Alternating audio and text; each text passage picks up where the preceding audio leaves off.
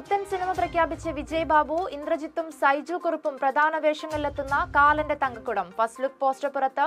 സംവിധാനം തിരക്കഥ ഒരുക്കുന്നത് നിതീഷ് KTR. ടെർബോ ജോസിനെ കണ്ടുമുട്ടിയ AR റഹ്മാനും അഭിഷേക് ബച്ചനും ദുബായ് എയർപോർട്ടിൽ നിന്നുള്ള ചിത്രങ്ങൾ പങ്കുവെച്ച് നിർമ്മാതാവ് ആൻഡോ ജോസഫ്. കണ്ടുമുട്ടിയത് ടെർബോ ട്രെയിലർ ലോഞ്ചിനായുള്ള ദുബായ് യാത്രയ്ക്കിടെ. ചിത്രം മെയ് 23-ന് തിയേറ്ററുകളിലെത്തും. ടൊവിനോ ചിത്രം വഴക്ക് മുഴുവൻ സിനിമയും ഫേസ്ബുക്കിൽ പങ്കുവെച്ച സംവിധായകൻ സനൽകുമാർ ശശിധരൻ. പങ്കുവെച്ചത് വിമിയോ ആപ്പിൽ അപ്ലോഡ് ചെയ്ത വഴക്കിന്റെ പ്രിവ്യൂ കോപ്പി. നിർമ്മാതാക്കളുടെ അറിവോടെ അല്ലാത്ത ഈ പ്രവൃത്തി അല്പം കടന്നുപോയില്ലേ എന്ന് കമന്റുകൾ. ഗുരുവായൂർ അമ്പലനടയിൽ പുതിയ ഗാനം പുറത്ത്. K4 കല്യാണം എന്ന ഗാനം ഏറ്റെടുത്ത് പ്രേക്ഷകർ. സുഹൈൽ കോയയുടെ വരികൾക്ക് ഈണമൊരുക്കിയത് അങ്കിത് മേനോൻ.